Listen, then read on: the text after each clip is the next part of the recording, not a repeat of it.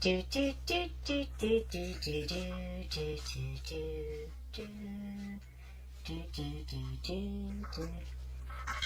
do. Oh, hello. I didn't see you there. I was just busy getting things ready for our next art lesson. Well, happy having fun day. Today I'm going to show you how to draw a cute baby elephant with a pencil using simple shapes to start. There are many different ways to draw, and there are 3 different ways that I like to teach. The first is cartoon, the second is very detailed and more realistic, and the third is a mix of the two, one which I like to call illustration. Myself and Princess Kitty have shown you some cartoon and realistic ways so far, so today I'm going to show you the illustration style.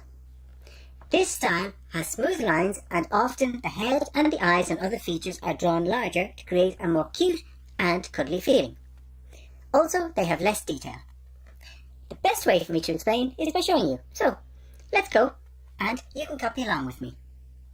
So, here we have our baby elephant, and our baby elephant here is an African elephant, and in case you were ever wondering what the difference between an African and an Indian or an Asian elephant is, it's usually in the ears that we can see it most easily.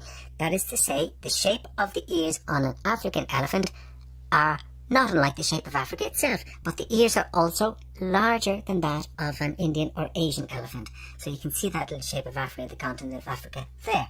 Now, in this you can also see that our baby elephant, his head fits into his body about a third, so the distance from here to here fits in overall about a third.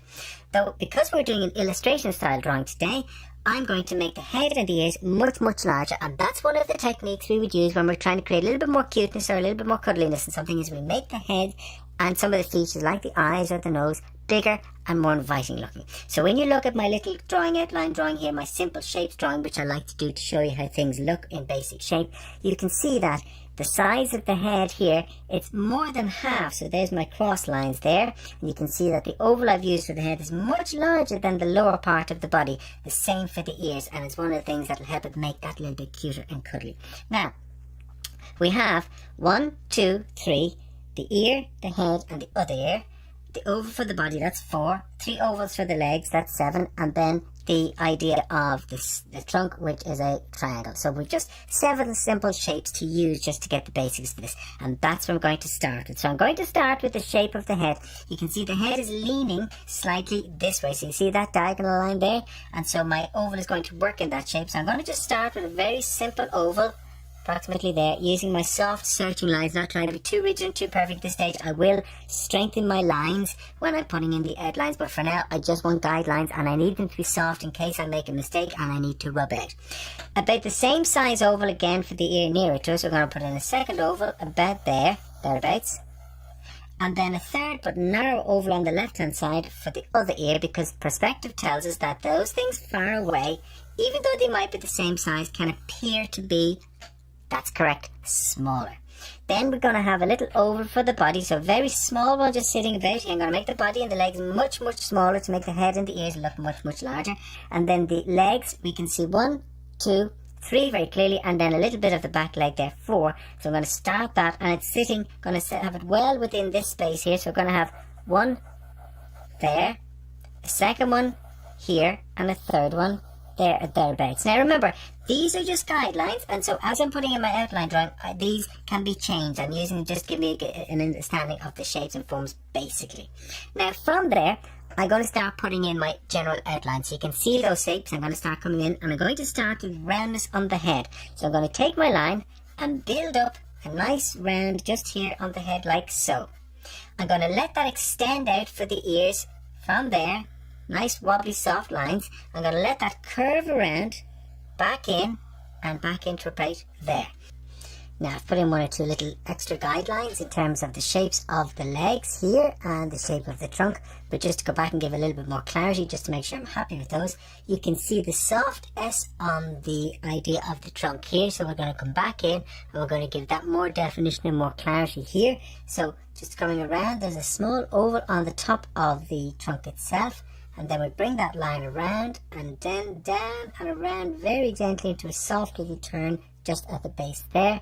Now the trunk is narrow at the top, as you can see. It's narrow here, it gets wider as it goes down towards the mouth. So we're going to maintain that same feeling of narrowing at the top and then coming down, getting a little bit wider, down into a lovely soft rounding curve back into the mouth in that way, with a tiny little soft semicircle to give a sense of smiling and laughter on the cheek.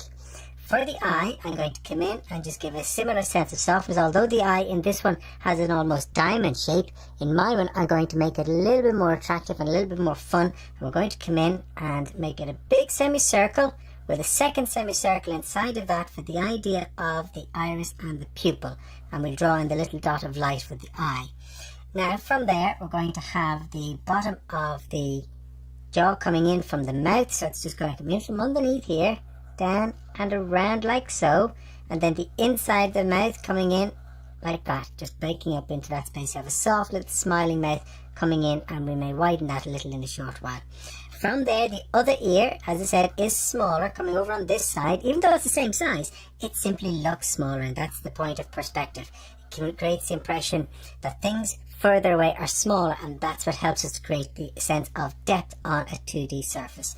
So the ear comes down a few little turns as we go along, and just build them into that space there. We let this ear come back in underneath the jaw on that side. Now coming in, we want to keep the body smaller than the head, so I'm going to just strengthen these lines. You can see that the feet are quite large, and they have to be, because even on even if we were a cartoon, and in this case we're not, the feet on an elephant have to be quite large because it's a lot of weight, a lot of size, a lot of bulk that it's carrying, and so we have to give the impression that it can hold all of that. Put a line for the tummy in there, and that leg's coming down, and then we have a second line for this one coming down here all the way through, and then coming down for the shoulder on this side, and then so you can see that the feet get slightly wider as they move out towards the bottom. So slightly narrow here, slightly wider at the bottom, and that's what we're trying to show. From there into the back leg, we don't quite have as much space as we have here, so I'm not going to worry about the other leg there. See, I'm just going to focus on having just this back leg showing through here. And as I said before, because it's further away, it doesn't come down to the same line. This line comes to here, this line only comes to about there, and we're going to just let that show from the rump there, and then again slightly wider as it moves out into that space.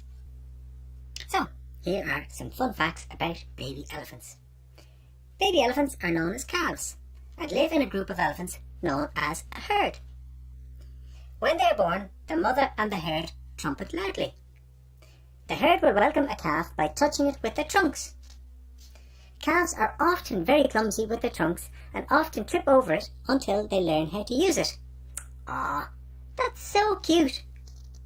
And as with all young mammals, they are very dependent on the mother when born, as they can't see very well and recognise the mother by touch, scent and sound. Okay, I'll tell you more in my next video.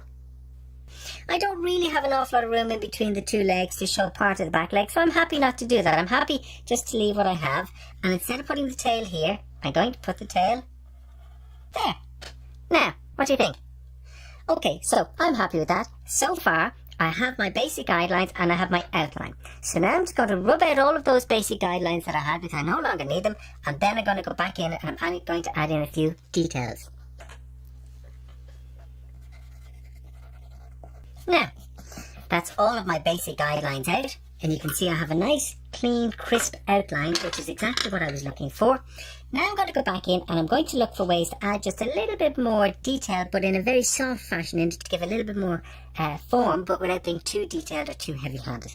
The first thing I'm going to look at is the head. So when I look at the head, I have the eye in here. Now, I have a little bit of space over here, so what I think I'm going to do is put a little bit of the other eye just showing through just here. I'm going to show a little tip of the other eye just into that space to give a greater sense of balance. On the tip of the trunk, rather, there's two little circles there, just that I'm going to shade in to give the impression of the opening on the tip of the trunk for the baby elephant into that space. From there, the trunk has little creases, so we're going to allow that to come back in, and we're going to show a few little semicircles or marks for the idea of the creases both underneath and on the top to give a little bit more suggestion into the creases there and up onto the head. But we don't have too many. As I said, the lovely roundness there on the cheek gives the impression of he's happy and smiling, and then we'll put in a little bit of the tongue there, and we're going to shade in just the interior of the mouth so that we get the impression that's the tongue. This is the trunk coming back, a little bit of softness in that, and we break the line very slightly. Same here, into that space. I'm going to shade in the pupil there, but leave a little dot of white for the reflection of light coming into the eye. Make that stand out just a little into that space. Outside of that, we have a couple of lines coming through to give a sense of texture, but we don't want to be too much into that space like so. The ears have these wonderful little creases, and I'm going to use a few V shapes to help me just capture that effect, and just one or two squiggly lines, like so, here and there, to give that impression. And the same on the other side, you can see one or two little shapes coming through, and it just shows the creases in the ears, which gives a little bit more detail without being too heavy-handed. Along the tip of the snout there, we put in one or two little semicircles as well. As we move down, we can show the idea of the toes onto the feet there. 1, 2, 1, 2, 1, 2. And there may be more to show, but we're not going to get too busy into it. We want to keep it simple and not too detailed at all. From there, I'm now going to shade in. I'm going to use my HB pencil, which I've drawn the outline with, and I'm going to put in a very soft shade over everything first. So using my usual hatching stroke, I'm just going to shade in the surface of our little African elephant, our baby African elephant.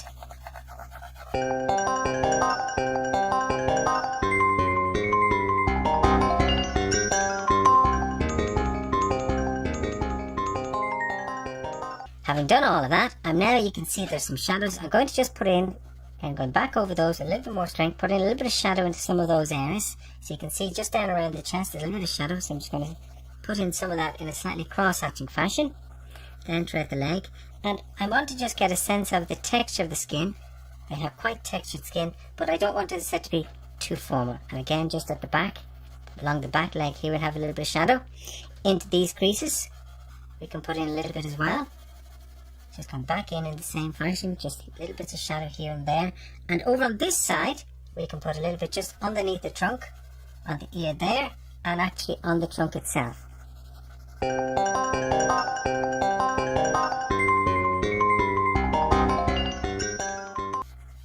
Now, I put in the overall shadow, or colour rather, so that I can take it back out to get a little bit of texture. So a little bit here into this space. So from there, I'm now going to take my rubber, and I'm going to use the rubber to rub out some colour to create a feeling of light. So, for example, between the creases on the ear, just using the edge of the rubber to create that feeling of light coming through, and it breaks that and creates a bit of texture, as you can see, which works very well. The same onto the head, just working it around those spaces, just picking up on those little bits here and there, onto the cheek, onto the side of the snout, or the trunk rather, very important to just get that feeling of light coming back in. So the idea is to put in the pencil so that we can take it back out, and the traces it leaves behind leaves this lovely soft texture, which gives the impression of a little bit of gentle texture on the surface of the elephant, on the skin of the elephant.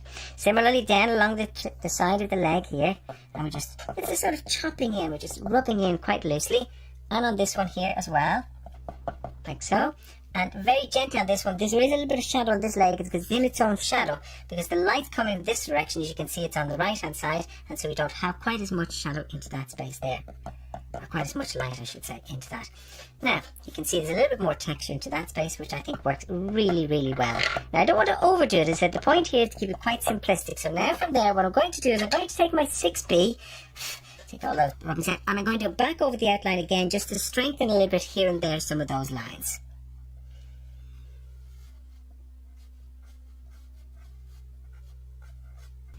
As you can see, the 6B is giving a really nice sense of strength to the outline, and just a little bit more balance and weight.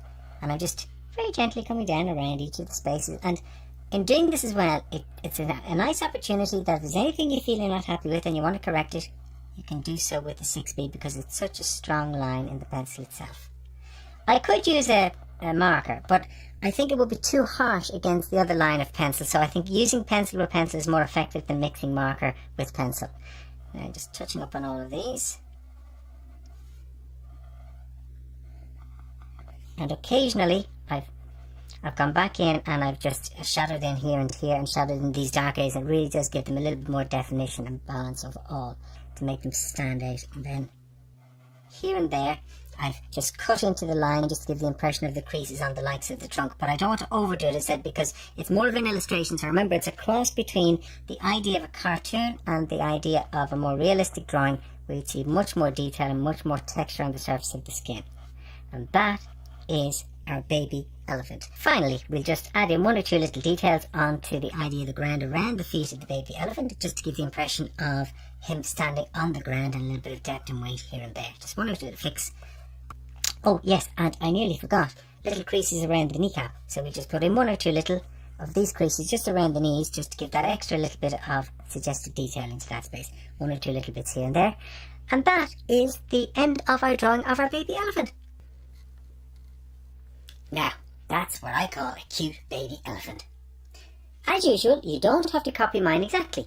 You can use your own imagination and add in your own ideas and details. In my next video, I will show you how to paint our cute baby elephant. Until then, practice your drawing and remember to have lots of fun. Subscribe to keep up to date with our videos, and also comment below if you have any ideas of things you'd like us to show you how to draw and paint. Until next time, see you soon. Bye!